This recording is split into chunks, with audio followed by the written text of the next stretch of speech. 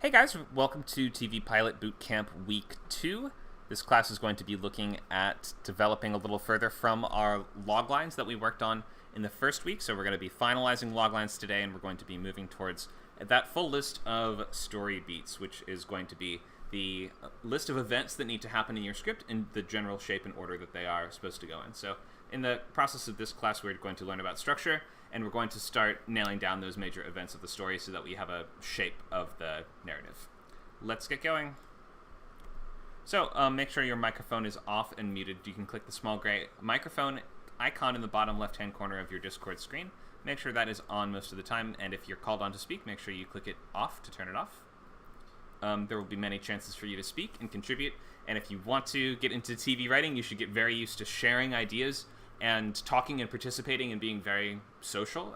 TV writing is probably the most collaborative and interactive and social form of writing that there is.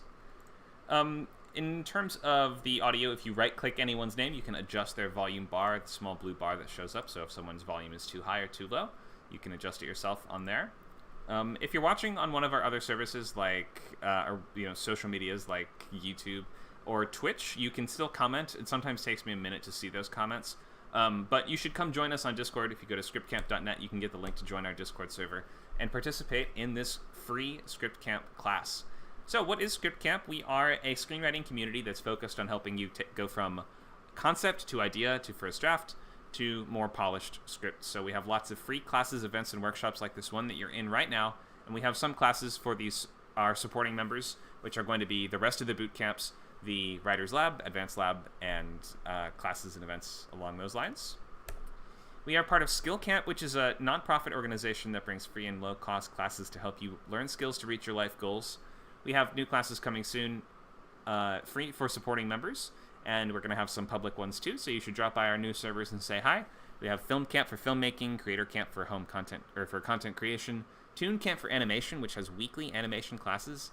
We have Word Camp for novel writing and short stories, Design Camp for graphic design, and Lingo Camp for learning languages, and Code Camp for coding and programming, with classes on that one starting up soon too. So definitely stop by our servers. If you get a membership to Script Camp, that's going to include... I thought I had a slide for that. Sorry. That's going to include access to all of these things. Right now, Script Camp is our website that we operate from. At some point, there will be a Skill Camp website, so you should know that. You don't have to get separate subscriptions to each of these separate things. Your subscription will cover all of it. Some of these are still small and still growing, so you'll see as we are adding things to them, then they will start to get more members, and we'll start to make announcements. We'll usually make an announcement on this page as well if there's going to be something starting up soon. But this is at some point we will kind of change the basis of our organization, so it's more based on the Skill Camp website. But for now, you should just know that Script Camp includes everything. All right, here's a little about me. I don't think I need to go way too into this because this is class 2, but I'm a pro screenwriter who's been repped since 2017 and working in Hollywood nowadays, mostly in horror thriller and mostly in doing a lot of rewrites for smaller production companies, though I do have a thriller script set up at a production company in town. I teach the boot camps in the Writer's Lab, and I specialize in horror thriller, action, and dark comedy. All right, so here's what's coming up. So we have Pilot Bootcamp that's going to be Fridays at 6 for the next 5 weeks. We have a new feature bootcamp that starts Sunday, so this is coming right up like the day after tomorrow. Sundays at 11 to 1. These are all in Pacific time. That's going to be Sundays for the next 8 weeks. Script analysis bootcamp, we'll have new announcements for that coming soon. In the past, that's been on Thursdays. We may have a new time for it, but just stay tuned for that. We'll have more announcements about new novel classes coming up as well. We're going to have some free classes in WordCamp as we prepare to start up our new novel boot camp. We have animation lab on Tuesdays and coding boot camp Saturdays at 1 p.m. Also, we have many weekly events and clubs such as Fantasy Workshop, which is Sundays at 5. We have Horror Workshop Tuesdays at 6, and just a bunch of other great groups, communities, and clubs that you can join. So definitely stick around and check some of these things out if these sound interesting to you. Let's get into this class. I think that this is sort of ending the series of, or we're right about to wrap up, I should say, the series of free classes that we were having at the end of the year. So our last one coming up is going to be the best protagonist for your story. We might change the name on that one a little bit, but we've moved that to Friday the 13th, so it's probably going to have kind of a horror theme. We're going to be like figuring out the best characters to match with different horror stories, something like that. We're working on the exact wording of that. But come by, that's going to be fun, and if you're a big fan of horror thrillers, then it should be right up your alley.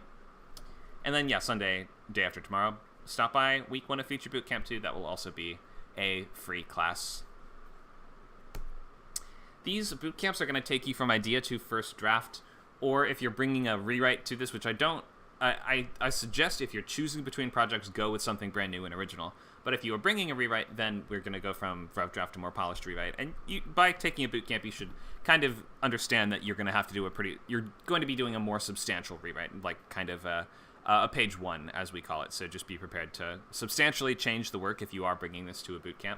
But in any case, you should mostly be bringing brand new original ideas. We're going to go through them with our step-by-step practical method in these 2-hour weekly classes, where we will go through for 6 weeks.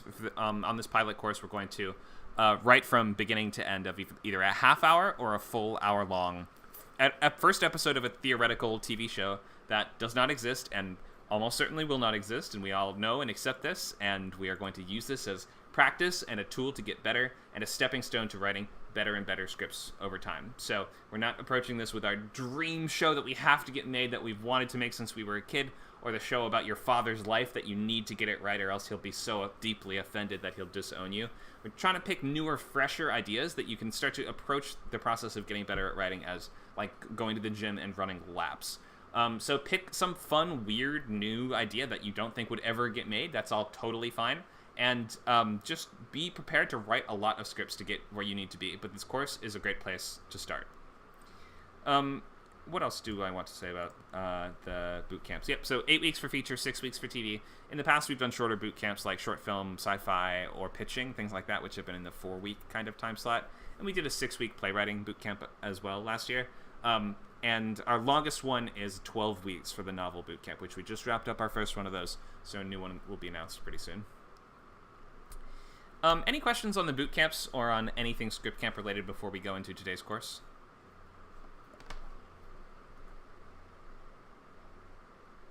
Conor, I have a quick question. Yeah. How often do these boot camps happen? Like, when is if I don't have time to do the feature one this time, when can I expect another feature boot camp to happen? So it's since the TV one is 6 weeks and the feature one is 8 weeks, they cycle pretty much like every time that it concludes. Then a new one starts on the following week. So in 8 weeks, you can expect 8 weeks from Sunday, you can expect a new feature boot camp to start. That would be something like, what is today? That would be the 8th, so it would be like 1, 2, 3, 4. The 5th of February, I think, is when that will conclude. Other questions?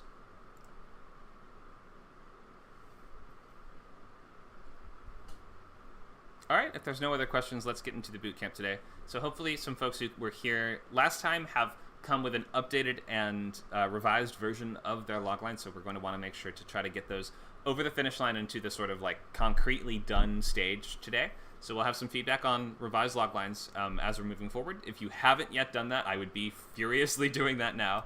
And be ready to share. So have it in a spot where you can copy and paste it. And I always say, like, you should have your sketchbooks open during the class. If you haven't yet made a sketchbook or you're just now joining us, the sketchbook is just a blank Google document that's going to act as a depository for all of your ideas, all of your just snapshots of imagery or characters or lines of dialogue or things that you know you want to get to, or maybe certain rules of the world that you're considering implementing or something like that. There's no wrong thing to have in a sketchbook. You should just have that sheet open so you're constantly able to be reworking something that needs to be revised, such as the logline, and you're able to make changes to it. You could write down questions that you have as you're working during class. So I recommend have your sketchbook open in another tab and be working on it during class. Don't just play Minesweeper the entire time. So be ready to copy and paste that when we get to that section. So if we can maybe just have a brief reminder, the things that we were putting at the very top of our sketchbooks last time, the first sort of couple things that we should be working out for our show, The first thing is the title. If you already have an idea of what the title would be, then you can just kind of give us that front and center. If you don't have a title, that's okay, but just be thinking, because the title is often a really key part of the premise of a show. Like, if you don't have a great title, it may be that the premise isn't like the hook isn't clear enough. It could be. So in any case, yeah, title comes first, if you have it. If not, then next we go to things like genre. So right here I have dark comedy, right? And this is a historical dark comedy, so I could do a slash between them if I wanted to. And we're not picking more than 2 genres, definitively. So try not to give us, like, it's not a horror, comedy, western, musical. Just pick 2 things that are most predominantly describing what we're getting into here. Then afterwards, we have our time slot. That's going to be, for me, 30 minutes. So your options are basically 30-minute or full hour. And then afterwards, I'm writing down the continuity format, which in my case is status quo, which is the opposite of premise-based show. This is just referring to the idea of status quo means things reset to the way they were every single week, so we don't really have to watch them in any particular order. This is things like How I Met Your Mother and Seinfeld and Friends and Law & Order and CSI. And then we have things like Lost or Breaking Bad or The Sopranos, where you have to watch every single episode in order. Those are called premise-based shows. So either write status quo or premise after the time slot. We have underneath that the comps. So you're going to pick 2 shows that are somewhat like yours. And you can think of this. You don't have to do this, but it might be useful to think of it as the world of the first one with the tone, style, or approach of the second one. So in my case, this is like a cheeky historical show, but it's set in a medieval world of intrigue and politics and sort of, courtly politics. And that's why I picked The Tudors as my first comp. So that's the world that we're in, but with the style or approach of the second thing, which is The Great, which is a very sort of cheeky, funny, revisionist historical show that has lots of kind of modern jokes and modern slang thrown in here and there, and doesn't really pay that much attention to actual historicity. So I wanted to imply that would be the tone and style of approach of this world. Underneath that, we have the 2 loglines, the first one being the series logline. The series logline is expressing what we're going to be doing throughout the course of this entire show, so it's more just like a description of, in the case of status quo, the types of situations that your main character is going to be getting into, that your cast of characters are going to be getting into week after week. But if you can frame it still in terms of the main character, then still try to do that. If it doesn't tell us much just to say a group of friends, whereas it's more helpful if you're like this guy and his group of friends. That's just like a little bit better. Something like Community. Think of Community, right? That's like a huge cast, but we don't just if we were to describe the series logline of Community, the sitcom, then we would probably not say just a group of misfits do stuff at a school. We would say a disgraced lawyer and his study group are the kind of main characters, right? So frame it in terms of or the relation to the main character, if at all you can, just because it helps us a lot understand the basis of the narrative. The pilot logline is what follows that, and that's going to... Why does my green screen look so fuzzy? There we go. So the pilot logline is going to tell us just what we're doing in this first hour or half hour of TV. And in my case here, I have it told us the thing of the week. And like in thing of the week shows, like Monster of the Week, Case of the Week, Patient of the Week, you're going to just want to highlight and clarify what the thing of the week is. So in this case, the fool stumbles upon a conspiracy to overthrow the king, brewing amidst the night staff of the castle, a plot he must infiltrate and neutralize. So that is the problem of the week that the jester has to solve in my pilot. Maybe some of you were here when we did a reading a couple days ago of this pilot, which is called Knave. I'm going to post the scene cards and the organization document of it in the chat for our Discord class, just so you guys can review the sorts. Just use it as a model if you want for your own pre-writing documents. You don't have to do exactly the same stuff that I do, but it might just help you to look at it as like, oh, this is how I could organize my story data.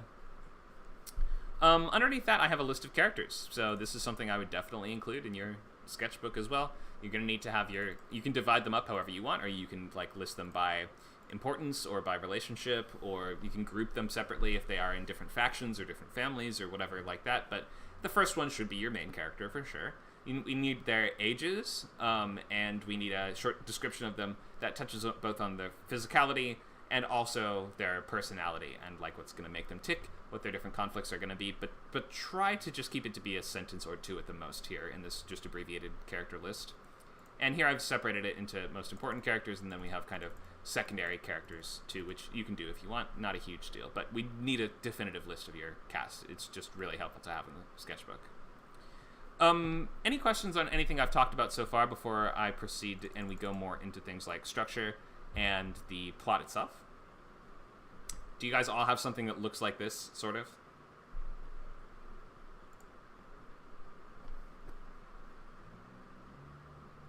I see some thumbs up emojis. I just don't have my characters. Go ahead. You don't have characters? Well, I have the characters. I just haven't written down the list properly. Okay, cool. But at least at the bare minimum, you have the genre, the time slot, continuity format, comps, series logline, and pilot logline.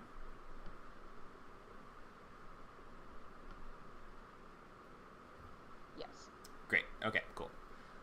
So you're in good shape if you have all of those things. You don't have to have a super definitive character list yet, but by next week, you're going to have that totally done. Okay, we'll also have time for feedback today. I'm going to just take a few more questions and maybe give you guys just like the overview of structure, and then we'll do feedback, and then I'm probably going to go more in detail on structure afterwards. So let's start with just any more questions on just these things here that I've listed. Is everyone really sure they understand all the basics of the stuff I just mentioned? So just one more time, that was genre, or combination of genres. We have time slot and continuity format, comps, series logline, and pilot logline. That's like 5 separate things. But does anyone have any questions at all about those? Also, anyone have trouble just viewing the video? Anyone not able to view it, or have some tech issues with it? That would be good to know too.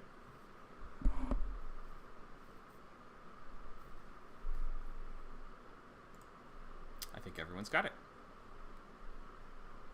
Cool. Okay. Let's keep going then. I'm going to do the overview on structure, and then we are going to do feedback on just those basic things I mentioned. So be organizing those and getting ready to copy paste those into the chat when we get there in just a few minutes.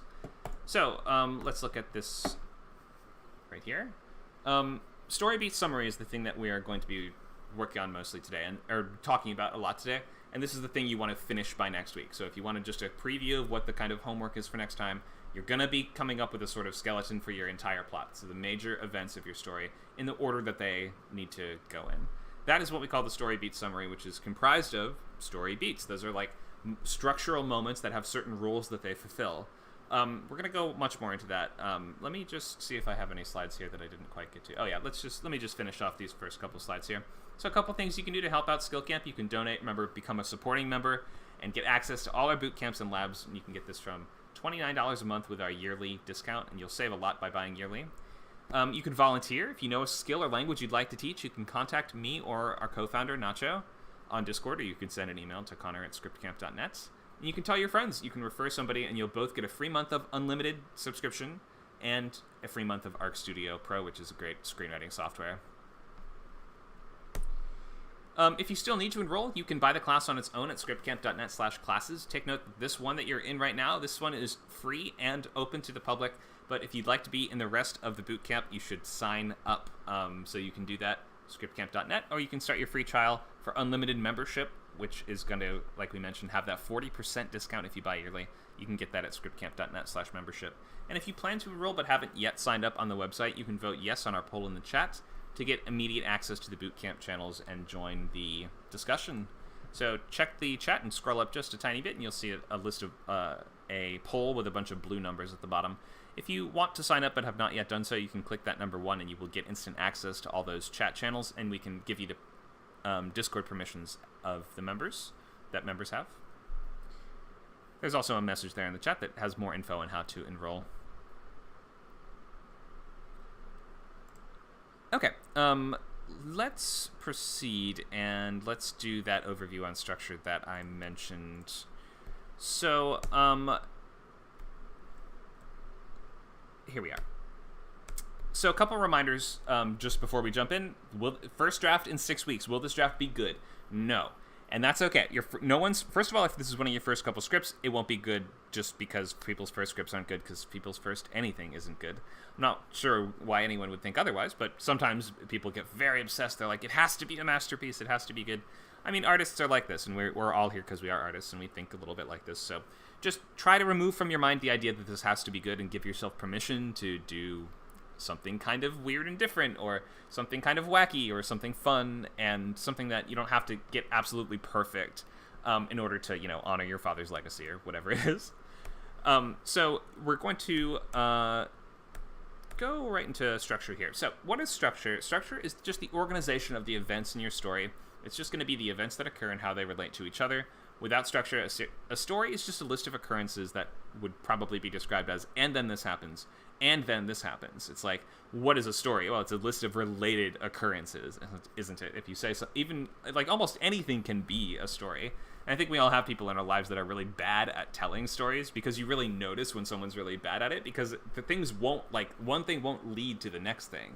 If it's somebody just telling you random stuff that happened in their day, it doesn't really feel like a story as much, unless you do certain things, like you say, in the morning I did this, then in the evening I did this, and then late at night I did this. That at least has the progression of beginning of the day to the end of the day, so a sense of progress to it.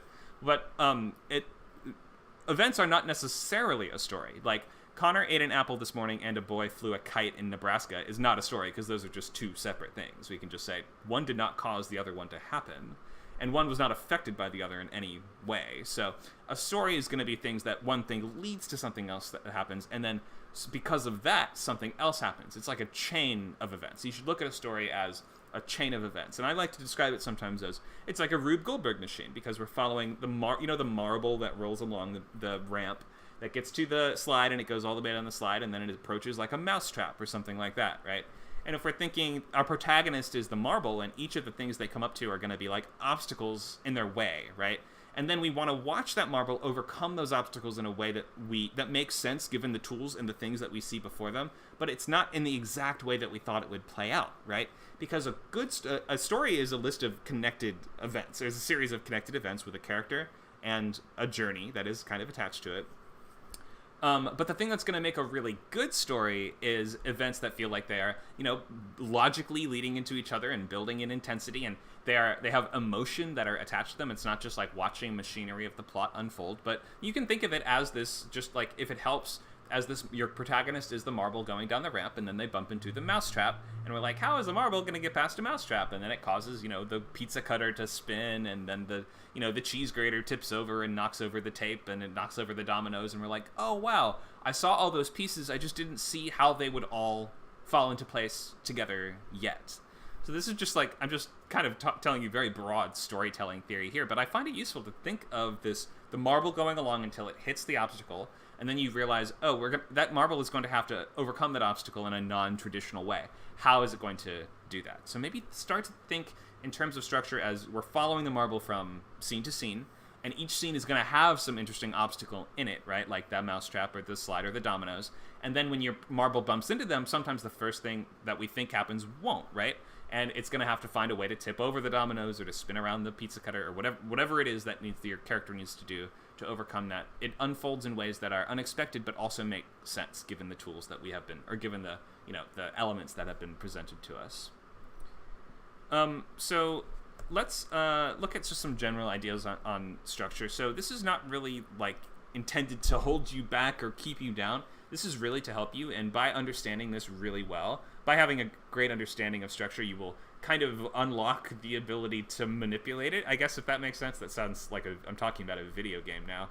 But you will kind of, by understanding it well enough, you'll be able, it's easier to take it apart and to move things around, in the same sense that if you like take apart a radio or something like that, you can see why all the pieces are there, and suddenly you won't be like, well, do we need the speakers? I can take those out, because you know that there are speakers and what they're for.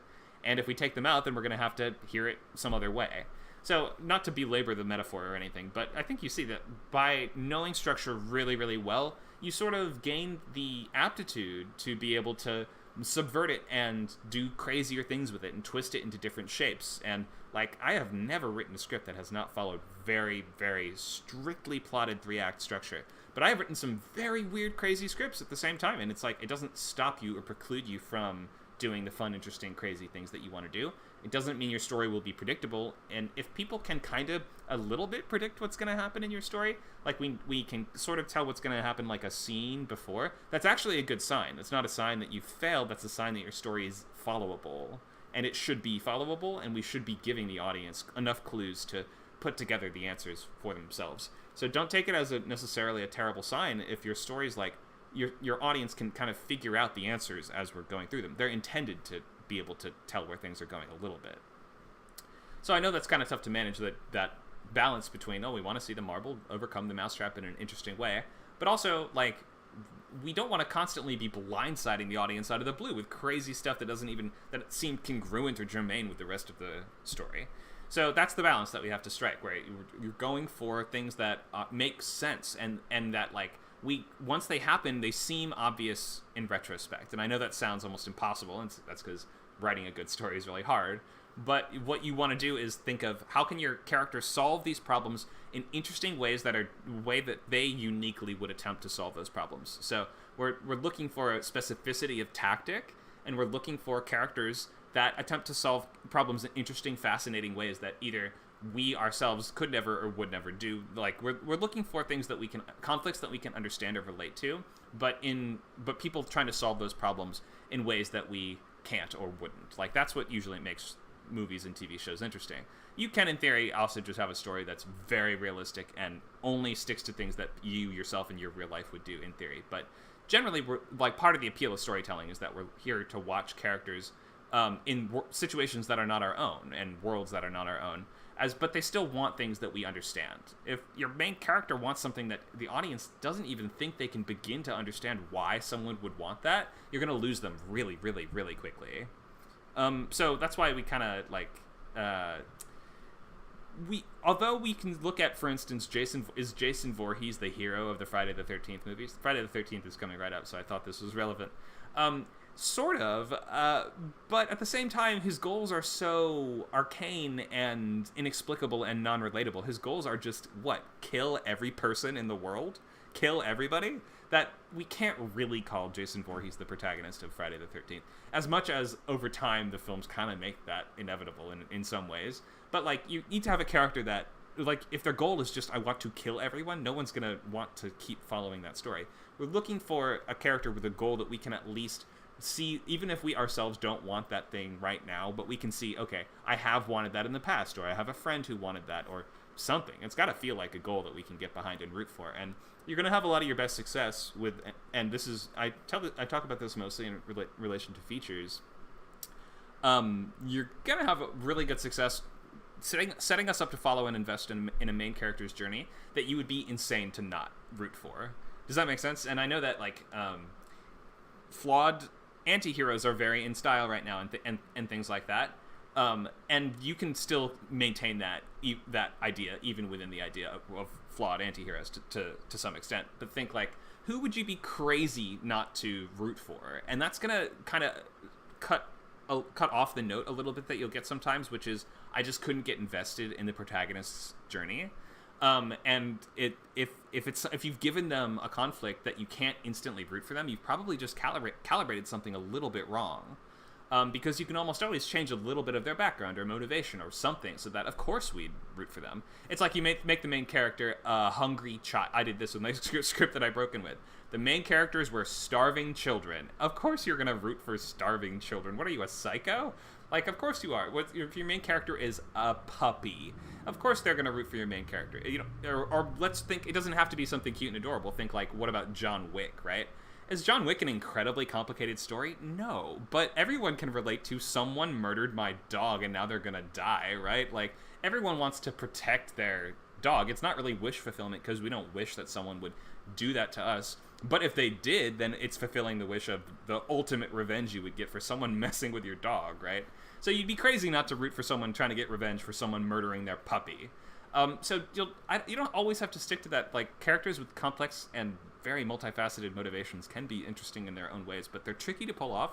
And especially in my genres of choice that I mentioned, so like action, horror, thriller, you're gonna be best off picking a main character that has a goal that is like it would take an audience actively, like, going out of their way to root against them. I hope that makes sense. And that's just my personal guidance and opinion on this. That's not, like, hard and fast rules. If you have some character that's doing something that we're, like, repulsed by in some way, maybe that it has its own kind of appeal to it. In movies like Nightcrawler and stuff like that, right? Where it's like, that guy has its own kind of charm, or what's his name, Patrick Bateman, or these characters that have their own sort of, like, slimy, you can't look away kind of quality to them. Can be really interesting too, but that's really hard to pull off. So you probably want to go with a main character that has a goal that we just cannot help but relate to, and you can't help but root for, because you'd be crazy not to.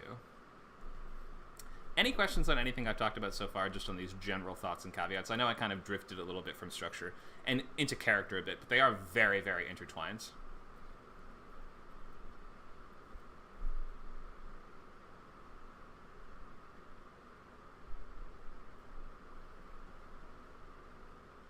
No questions. Okay, so don't be afraid of structure. It's to help you. And you're really not ultimately locked into this structure. This thing will change and develop over the course of... Excuse me. This is why we spend 3 weeks in the pilot class outlining and pre-writing and figuring out what happens in every page. It's so that you have worked out all the problems and you figured out where the problem spots are, and it often takes a few passes through before you have really solid cards for your script. So cards being those scene cards. We're not working on those this week, but next week we'll be getting more into scene cards, which is it's a full paragraph for every single scene in the entire pilot. So you can always change and add things as you go. You're going to be iterating on this, and you're going to be doing a few of them, so don't feel like you're stuck or locked into this. Especially when you're at the sketchbook stage and you're just figuring out the story beats in your sketchbook, you should be open to write whatever and to come up with, like, you know, a lot of different options for scenes. Read a lot of pilots also. You have to just read a lot of pilots. And if you... And I didn't do it today, but in the following classes, every class I'm going to open it with, what did you guys read? And it's not to trick or trap you. It's just to ask, what did you notice? What did you learn? Like, what did you think of it? Like, so be reading pilots. Every week you need to read one pilot, professional pilot minimum. I recommend more like 3. And if you're reading half hour, you have no real excuse not to read 3, because they go pretty quick. So there's a link in the chat that Nacho just left us. Thank you, Nacho, to the a Google group that contains tons and tons and tons of pilot scripts. So there's plenty to choose from. Some that have been made, some that haven't. You should be reading a mix of both things, you know, that you've seen before, and things that exist to you only as a document, because that's what we are working on, is documents. Okay, so let's look at structure. 30-minute pilot and hour-long pilot are the two choices that we have, and they're going to have the same story beats. But in simplest terms, a 30-minute pilot has 3 acts, and a 60-minute pilot has 5 acts. And we'll get a little bit more into what an act is and things like this. But just keep in mind, you're incentivized a little bit if you're newer at this, and you don't just, like, given the boundaries and limitations of a 6-week boot camp, you're incentivized to write a shorter script. So if you have an hour-long idea and a half-hour-long idea, you probably want to pick the half-hour-long idea because it's a very quick time frame, and it's, you know, this is a lot of work to do. So it's half as much work as the 60-minute pilot. But you can write either one, and, you know, different time slots just kind of allow you to do different things. What kind of different things do you think we can do in an hour-long show as opposed to a half-hour show? What's going to be different in those besides the structure?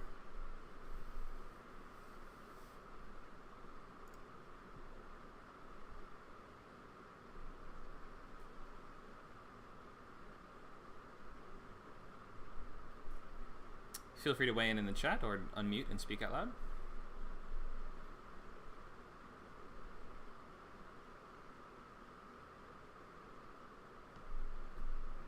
One thing is you can explore more characters. Yes, for sure. That is the biggest thing. Bigger cast of characters. Maybe not twice as big. I mean, there's still going to be a limit. It's only an hour long. You don't have unlimited time. But for sure, bigger cast size is the number one thing. There's a couple other options as well. Lee says, half-hour shows often put the catalyst right up front with very little build-up. Yeah, so just quicker pacing. You're going to want to kind of get to the point a lot faster in half-hour shows. There's one other big thing. Pepper says, I've got to go. She's falling asleep, so she'll watch this later. Have fun.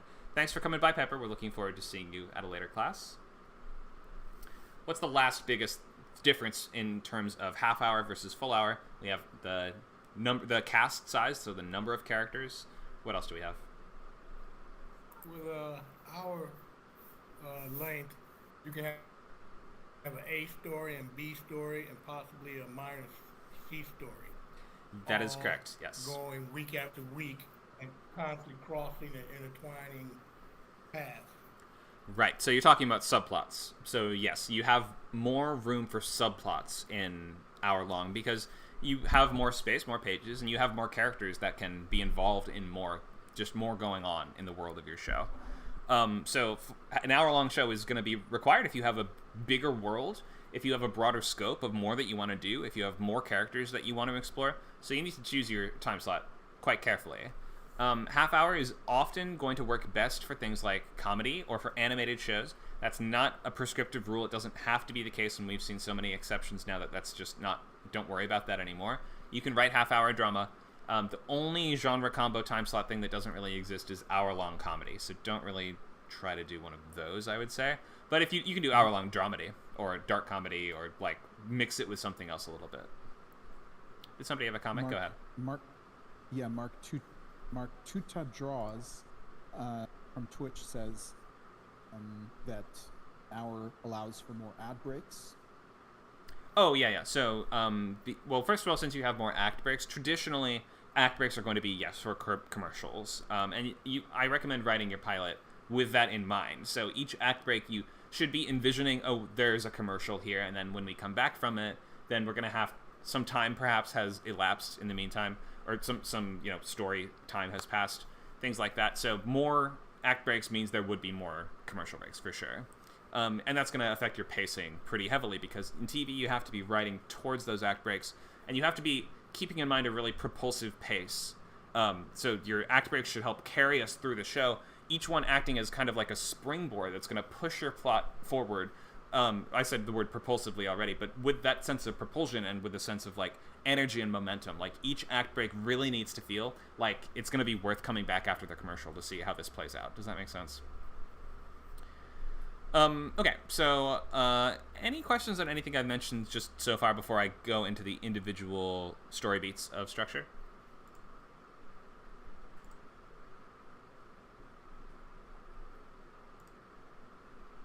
Actually, I said I'd do feedback after the overview, didn't I? Let's do feedback, and then I will go in more into I'll drill a little deeper on the individual beats here. So feel free to post in the chat, share your log lines that have hopefully been revised after last week, and your title and genre along with them. You can also include things like the time slot and format if you feel that's especially relevant. So go ahead and share those, and I will be able to give you guys some comments. And we're going to try to have finalized log lines by the end of class today.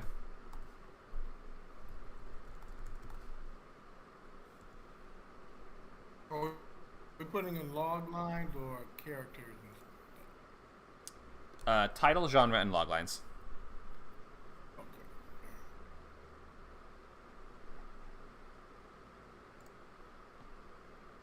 Thank you, Lee.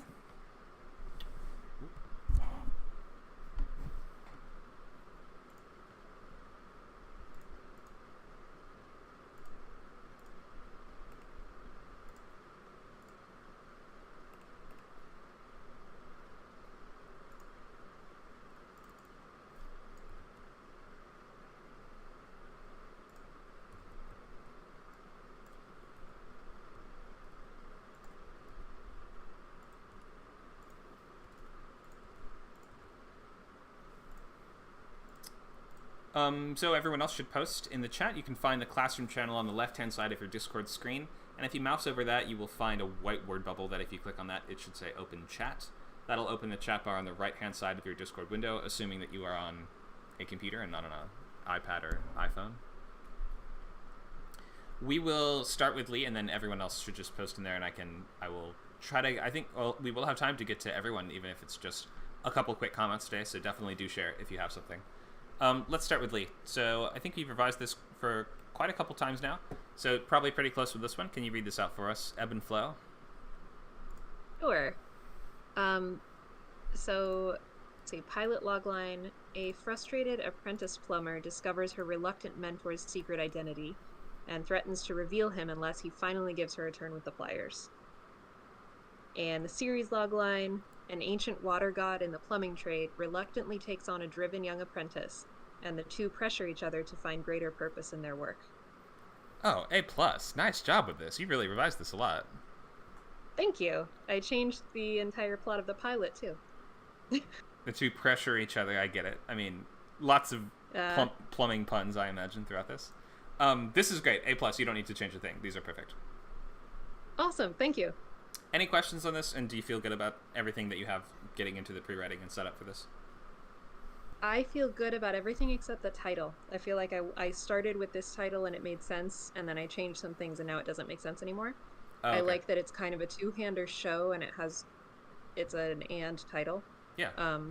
But that's something that I think I'm going to go back and brainstorm other options. Okay. I like it, but if it doesn't match your Awesome. vision of the show for any reason, then you can always change it. You can just keep it as a placeholder. Maybe it's fine and I don't need to change it though. So thank you. That could also be, yeah.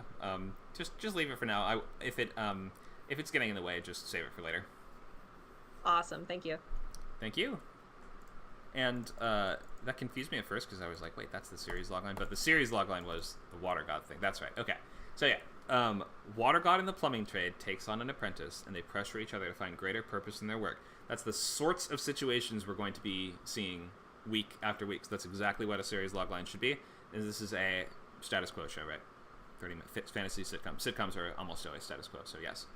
And the pilot logline is a frustrated apprentice plumber, so this is the inciting incident of the show, so we're doing an inciting incident pilot, discovers her reluctant mentor's secret identity and threatens to reveal him unless he gives her a turn with the pliers. I get the conflict, and I can see the episode and the hijinks that would result from this. It does only make sense if you read the series logline first, but this all works fine, so great job with this. Let's do our next one.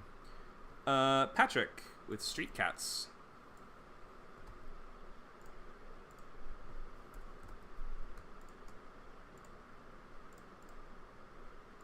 Do you want to read this out for us, Patrick? Yeah, okay. Series logline, 3 BFFs in inner city elementary school, fight, scheme, and have fun in order to survive the oppressive world they're aging into. And the pilot is just a day before the school year starts. A 12-year-old girl, mostly exhausted from dealing with her mom, urged her best friends to unite all the adventures she intended for the summer. 3 BFFs in an inner city elementary school would not need to be capitalized here. Fight, scheme, and have fun in order to survive the oppressive world they're aging into. Okay, so that means that the conflicts are going to revolve around them coming of age and clashing with the world that outside of school or after school. Is that right? Or, go ahead. The world they're aging into. In school and out of school. Right. Okay, I think I see what you mean. So, but when you say they're aging into, what does that mean exactly? So does that mean like they're going into middle school or something like that? Yeah, I guess like it was like each episode this doesn't have to progress eventually and go into like middle school, but I guess it's trying to show if there's like their childhood. It sounds like a better way to word that. I'm having a little trouble hearing you for some reason. It's the mic is like loud enough. Mic. Go ahead.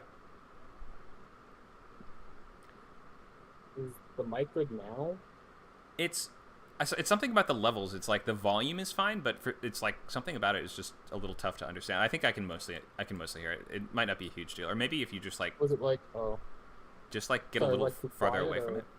No, it's not quiet. It's hard to explain exactly why it's so hard to understand, but I think it's no big deal. Okay, and let me read the pilot logline here. So, with just a day before the school year starts, a 12-year-old girl, emotionally exhausted from dealing with her mom, urges her best friends into a night of all the adventures she intended for the summer. Oh, nice job. Yeah, you've worked on this one a bit as well.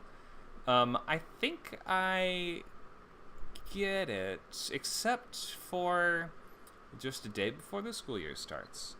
Why is the fact that she's emotionally exhausted from dealing with her mom, why does that go in the logline? Is that what causes her to have the idea for this adventure? Yeah, that was the idea, yeah. But that's not really clear here, is it? Yeah. I think you don't need it for the logline. With just a day before the school year starts, and then you would use your words instead to describe the 12-year-old girl. So why this one? Is she like anxious? Is she like what exactly is? You can pick an adjective to just describe the character a little bit. Is it just like go ahead. an emotionally exhausted 12-year-old girl? And Oh, sure. Yeah, I think that would. Yeah. Yeah, go ahead. I think that would work. She urges her best friends into a night of all the adventures she intended for the summer. Yeah, I get it. So in this way, the inciting incident is the time is running out. Like, they have only a day left of summer break, basically. And then she's going to try to pack in all the crazy adventures they wanted to have on that day. Okay, I think I get it. So yeah, just change that part in the middle a little bit. We don't need to know about the fight with the mom. You should use those words instead to describe your character. Besides that, I think this looks really good. Okay.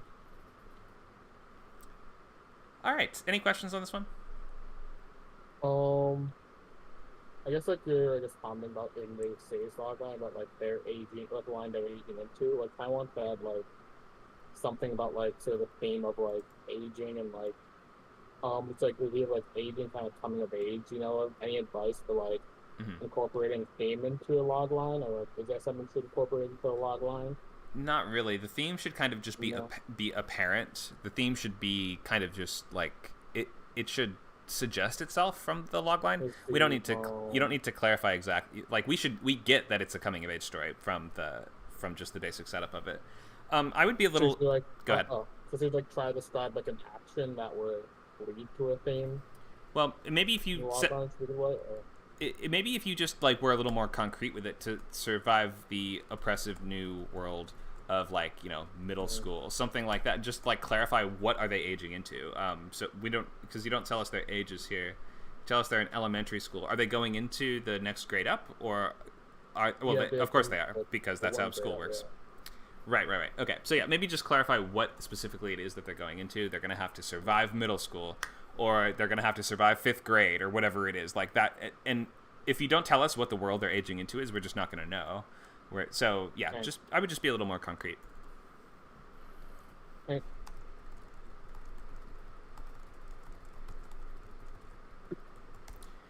Okay. And then why is it called Street Cats? It was kind of like a working title, like it was like, it was kind of like urban setting, but it was also, I guess they want like some element of like cuteness too, so it was like, I think it was like one of the idea they came up with. They didn't have like too many ideas for the title. Okay. Yeah, it doesn't matter too much. If you want, you can change it at any point. I was just wondering exactly what it referred to. To me, I was like, wait, are they homeless? Street cats, for some reason, just makes me think they're homeless. Yeah. That's not the case, obviously. They just live in the city, Mhm. I think is all you're getting at there. But yeah, no actual comment on. I don't have any actual feedback on that. Just was wondering. But this is looking Right. good. Nice work with the revisions on this one. Okay. Thanks, Patrick. Let's look at some more. Who else has log lines for feedback? Michael? Yeah, Connor, I don't know if you can see it. I tried to copy and paste it. It didn't work, so then I copied and pasted and put in a PDF. Yeah, that works. I got it here. Okay. All right. So, can you read out the log lines for us, please? Let's see where we are. Okay.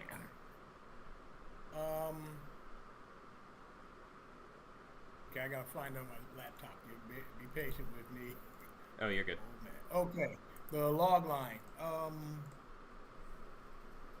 Okay, so 60-minute. The premise is format procedural, evening drama, crisis of the week, series log line. Public school students survive the system, each other, and their families.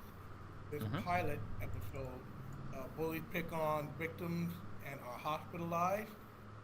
A teacher is falsely accused by Board of Education employees and a parent. Okay, nice. So those are two separate storylines in the pilot? A story and B story. Okay. So for a log line, I mean, it's good to have an idea of what your A and B story will be just in general, but for a log line, we don't have room, so you have to just tell us the A story. So cut this to just the first one, and you can kind of like imply. Bully. Yeah, just stick with the bully thing for now, and we only have a limited number of words that we can use in this. It's like it's got to be one crisp, clear sentence. So you want to make sure to tell us the main character. So start on your main character. when he gets, targeted by bullies and beats them up or whatever, when he hospitalizes a bunch of bullies, a blank main character needs to do what? So focus on the A story for the pilot logline. The series logline looks pretty good. I think that just if you can be a little more specific, like all we have here is public school students survive the system, each other and their families. I pretty much get it, but is this in a specific part of the country? Is this in a specific state? Is this a specific city? Maybe if there's just like something Chicago. else. Oh, Chicago. So Chicago public school students. That helps a little bit. I would put that in the series logline for sure. It's called Chicago Ed. Gotcha. Okay. I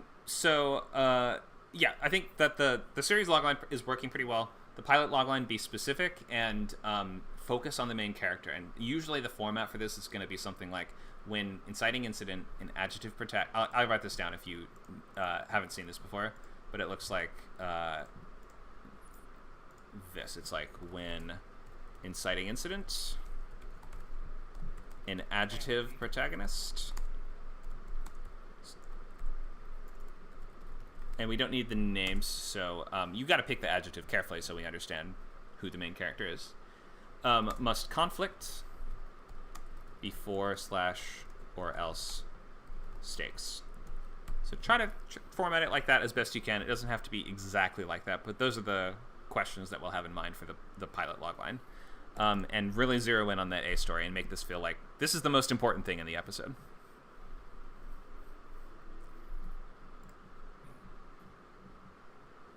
So I can copy and paste that in the chat if that's helpful for you as well.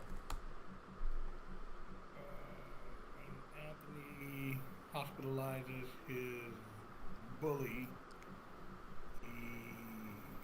I see. Okay, I see what you got. Yeah. What you mean. It's a good start. Remember, don't use names, though. We don't know who the characters' names are, so you have to describe the main character. So when an unassuming introvert beats up his bullies or something, we won't remember the name. So describe the character carefully, and then it'll help us build a picture of them in our minds. Make sense?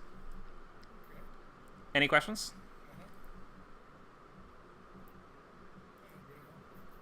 Great. So work on that, and I'll look at it again before the end of class so we can finalize it, okay?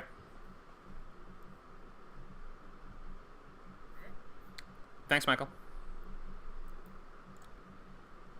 Does anyone else have log lines and stuff for their show, genre, title for their show they want to share?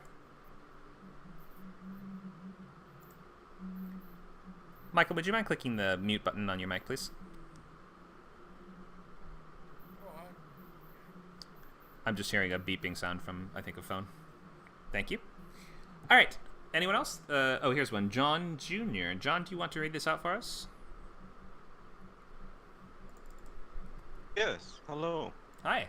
Hi. The title is Super X. In the series log line, a small town pharmacist, Kelly, leads 2 lives. Day, Jack fills prescriptions, and by night fights crime as a superhero. Okay. And that's the series logline, right? Do you have a pilot logline, or Yes. are you're still working on that one? Work in the pilot log line. Still working. Okay. So let's just look at the series logline for now. I like the title. A small town pharmacist leaves 2 lives. By day, he fills prescriptions, and by night, fights crime as a superhero. So maybe just...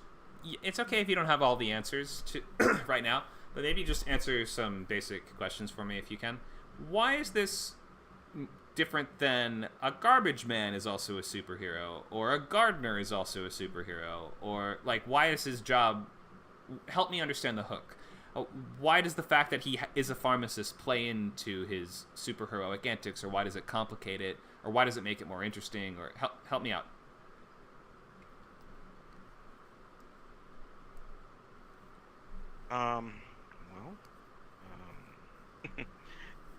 This was just an ideal that I had. But, you've given me something to think about. Why it's a pharmacist, and like you said, why it's not a garbage man or something else. So, It's okay. Yeah, if you're not sure yet, it's all right. But just maybe be thinking of that question, because this could also just say a guy is a superhero, right? So that's kind of a problem when there's like a lot of superhero shows out there, right there. And then if you're going to write one, then you're sort of saying, I have one that's unique because there's a million of them. So like the audience has seen a lot of these already. And so your hook would have to be something that makes it stand out and makes it exciting and interesting. Think of something like The Boys, right? The Boys was like a huge hit, awesome superhero show that has a very interesting, subversive, dark twist to it. What if the superheroes were psychopaths?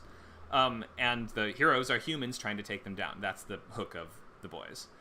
So for yours, like, we got to find the hook somewhere. And if the hook in a superhero show, often the hook is their powers. So do you know what powers your character would have?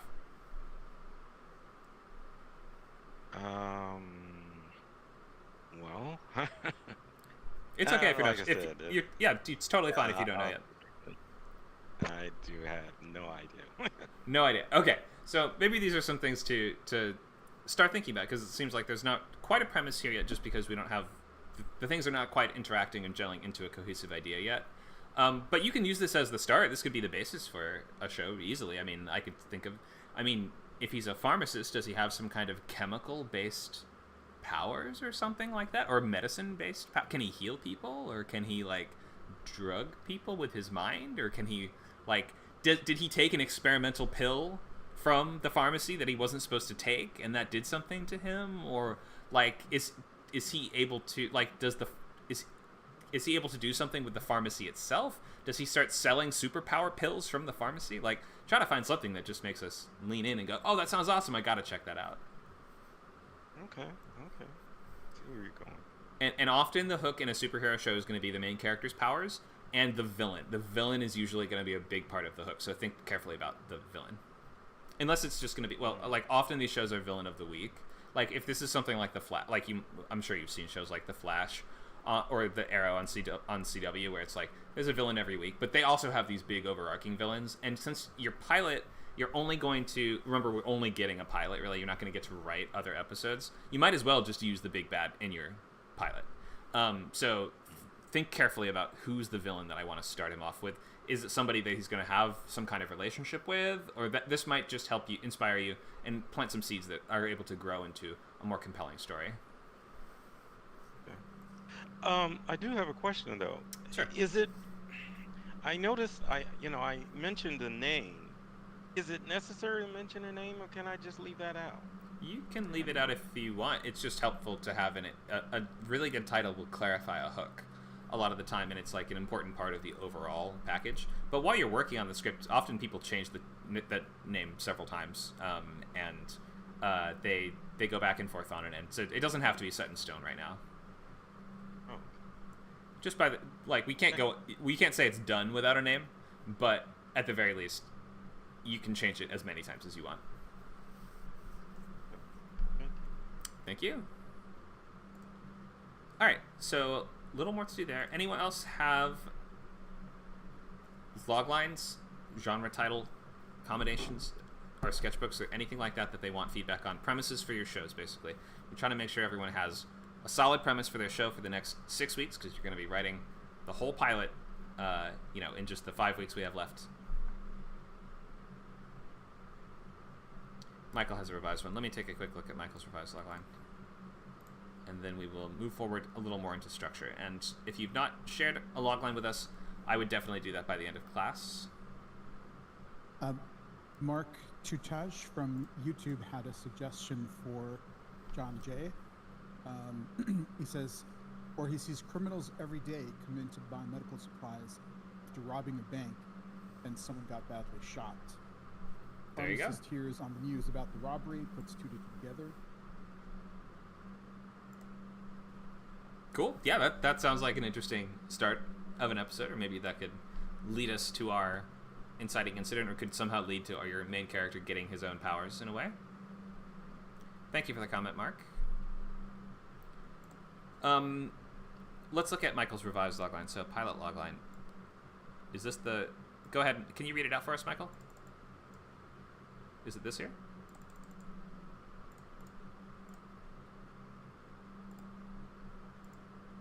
Yeah, okay. The 17-year-old hospitalized as a bully. She and his family prepare a legal defense I don't see that on the document that you linked us. Maybe you uploaded the same one? I loaded it up. Yeah, I loaded it up and I saved it. Did you re-export it as a new PDF? Well, first I changed it and saved it, and it's up there. I just opened it and it doesn't have this in it. I think that you might need to go to File and then download as PDF again. Or you can just paste it. You can just highlight the text, copy it with Control-C, and then use Control-V to paste it in the chat.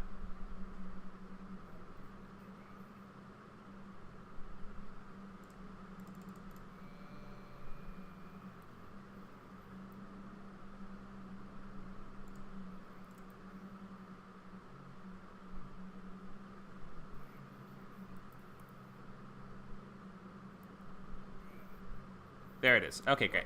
Yeah, I see it. Thank you. And let me put it on our document here. All right. When a 17-year-old hospitalizes his bullies, he and his family prepare a legal defense for using excessive force. Okay, yeah, good. This is a clearer picture of the A story. Nice work.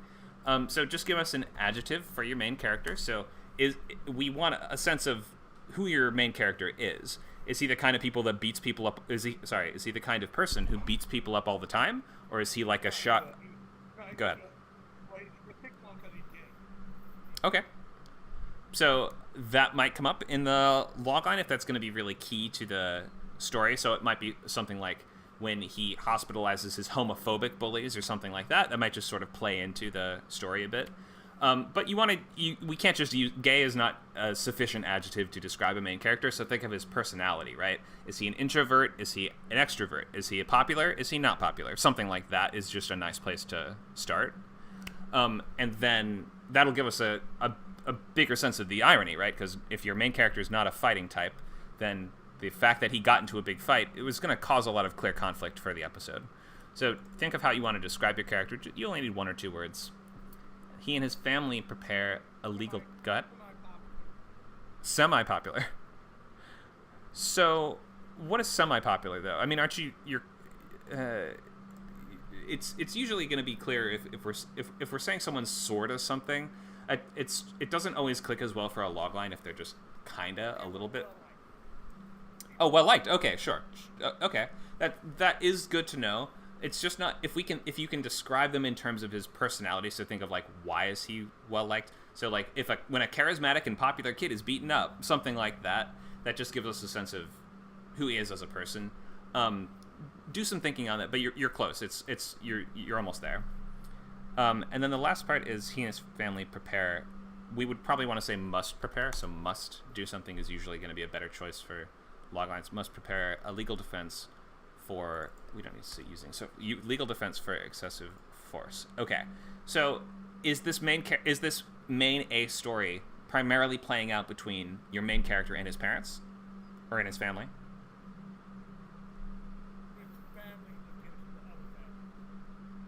Oh, against the other families. I see.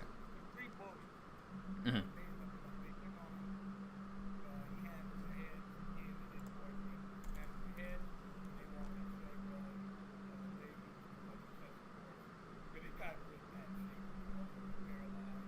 Oh, wow. I see. Okay. Sure. Yeah, it can be like that. Okay, so in that case, it's less that they need to prepare a legal defense. It's more that they need to engage in a legal fight against the other families, right?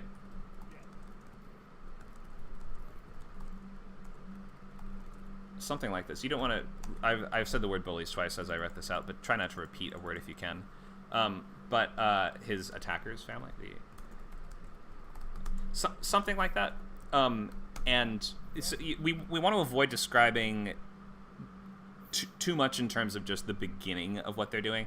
If it's like saying your main character needs to get a sword to go fight the bad guys. Well, what he really needs to do is fight the bad guys.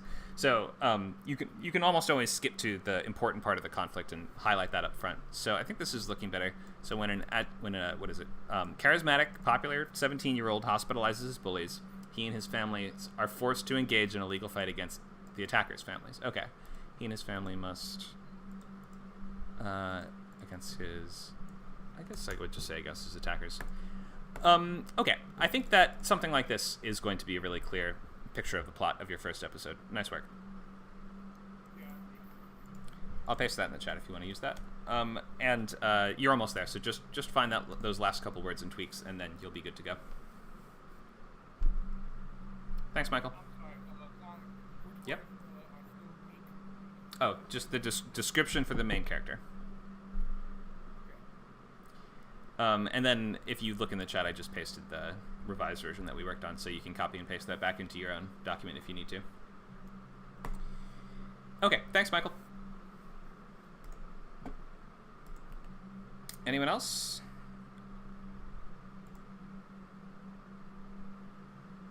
Still time to post your idea or logline. If you have time, this goes to people watching on YouTube and Twitch as well. If they have a logline they want to get feedback on, they can also participate in the class. Looks like Mark's going to bed. Thanks for joining, Mark. We'll see you next time. You add it in, because I could put it in Google Docs, but you can't see it. You can paste it in the chat. If you click on the Classroom Voice channel, you'll find a small white word bubble that says Open Chat. That should open up the chat window, and you can paste it right in. Okay,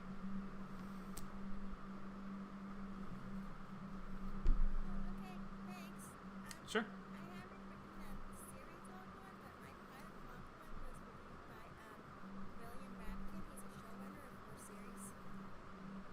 Okay, great. I'm glad to also review it if you'd like to share. Oh, no, it's okay. Oh, you're not going to share? Okay.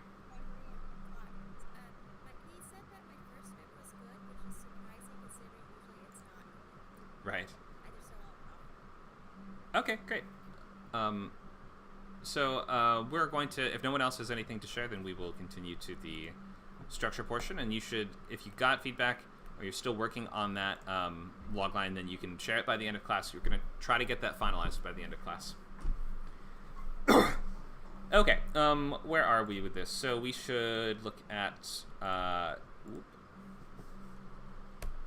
structure. All right, so I gave you guys the overview of pilot structure without getting into the specifics of the beats, but the nice thing is that it's very mathematical. Every act is going to be a certain number of pages. We know exactly how many pages we want. And basically the total that you're going for is 30 to 35 pages for a half hour. For hour long, you're going for 60 to 65 pages. There are occasional examples of proscripts that you see that violate this and come in over or under that, but generally 60 to 65, 30 to 35 is like what contests will list as their cutoff pages, so this is mostly what you want to do. We have quite a few little moments within this, though not all of these are always going to play out the exact same, and there's some variation in this. There's some different styles, and over the years, plotting and structure conventions just change. So if you go back and look at a show from the 70s, it might have a totally different structural feel to it than shows now. But this idea of 3 acts is going to be really pervasive in all of Western storytelling. In half hour, it's really simple because each act is 10 pages long. You have room for a cold open if you want it, and then a stinger at the end if you want it. You don't have to do either of those things, and you can just extend some of your acts by like a page or 2 each if you don't have them, because as long as you get up to 35 at the max, you're going to be doing okay. For the half hour, let's go through these different pieces here. So we start with the cold open, and that is going to be, I think we all have seen this, even if you don't know what this is called before, but this is like, imagine the show opens with no credits or anything, like we just fade up on something happening, and this is usually going to introduce the conflict for your pilot episode. If this is like a murder mystery show, then the cold open is almost always going to be someone gets murdered in an unusual way. And then after we come into Act 1, your main characters are going to be like, they find out about the case and they come to the crime scene to investigate. So cold open is often going to be setting up your A story of the episode. We can open with the villain. Opening with the villain in the cold open is very common for a lot of genres of show. It's nice to think of maybe open with the problem. Open with the big problem. Act 1 is what we go into after that. Your intro sequence in the pages 1 to 4 or 5, right around there, is going to be we're meeting the main characters. especially your sort of central protagonist, and learning what their day-to-day world is like. And if this is like a job of the week episode, this might just be the detectives are at their office getting coffee in the break room before they go in for their briefing.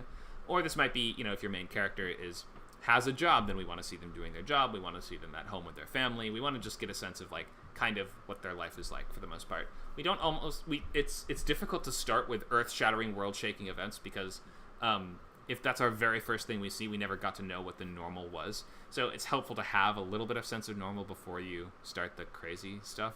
There are some exceptions to that, but most of the time, help us just give us a little preview of what your main character's day-to-day life is like. And that doesn't mean it has to be boring. It should still be interesting, of course.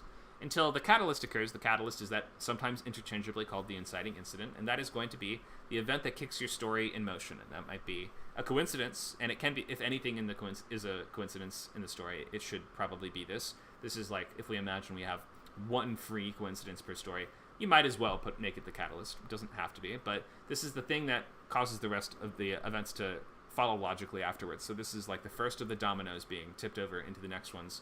This is the event that kicks off this. The A story is usually going to be the backbone of your entire pilot. So it's going to be getting that going. Once that happens, then the trying the lock sequence is your main character reacting and responding to that catalyst. And it's like, imagine if a doorway has been unveiled before them, they are now trying out different locks on that doorway and realizing how difficult it will be to go through. Because, for instance, let's just take the example of Michael's pilot, which is, I know he's not doing half hour, we're talking half hour right now, but just as an example, the intro is, here's a kid at school, here's what his day-to-day life is like, here's his status, here's his, personality. Then he gets beaten up by bullies, or he beats up the bullies as the catalyst. Then trying the lock sequence is going to be, now, the question we're asking is, now what? Your main character, goes home and washes the blood off his hands and has to tell his parents what happened, and the bullies go and tell their parents what happened, and everybody's wondering, oh god, what's gonna occur as a result of this catalyst shaking everything up. Somebody might call the police and get the police involved. Like any number of things could be part of the trying the lock sequence. But what the sequence kind of says is there's a door that has been opened to us, which in this case is going to be the legal battle that is to follow. It's like, but it's going to be or I guess we could sort of say that the main character just wants to go back to his normal life. A lot of the time, a main character's goal can be summed up as they're just trying to get back to their normal life.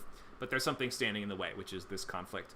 And now they're going to try to avoid the conflict or get around the conflict or, subvert the need for the conflict. But ultimately, when we break into two, that's going to be when they really have to engage in this conflict. So trying the locks in this case, if we were doing this bully story as the half-hour one, then as we broke into two, it would probably be like at the end of Act 1, the bully's family shows up and they're like, we're pressing charges. Then we end the act. Then when we come back, remember, so we want to end our acts with something propulsive and that adds a sense of momentum and springboards us into the next one. You don't want limp, lame, flabby act breaks. Even if you think your show, this would be on HBO, this would be on Netflix, this wouldn't have commercials. You should still write pilots with act breaks in them because it, A, just really helps with pacing and just makes your pacing better for the most part. And B, you never know what network it's going to end up on. So like if theoretically that you were a high level TV writer who was going to get a show produced or something like that, then you can't always predict, I'm going to definitely sell it to HBO. So you got to be prepared with the act breaks. So you should write them in. So as we break into Act 2, that's going to be like the central conflict that you promised in your logline. So that's going to be like the courtroom stuff or like leading up to the courtroom stuff. And maybe we end, and I'm still talking about the bully story example here, but like this is going to be the stuff that you promised. We're going to have to prepare the defense. We're going to have to get witnesses. We're going to have to go to court. We're going to have to duke it out in the legal arena. The midpoint is going to be a moment that raises the stakes substantially. And that might be, for instance, your characters achieve an early victory, or they overcome the first part of their problem, or it seems like they solved their problem, but then they realize, there are consequences beyond what I thought there would be, or in solving the problem, I've created another problem, or in solving the problem, I've neglected my family back home, and now that's causing problems. Whatever it is, the midpoint is going to be a very clear one moment. It's not a series of scenes. It's not a sequence. It's one moment that clarifies that the stakes have been raised, and often this is going to be a big turning point for the story, where from here on things will be different. This is sometimes a clue or a revelation or a twist or something. It doesn't really have to be these things, but almost always this is going to be an escalation of the stakes.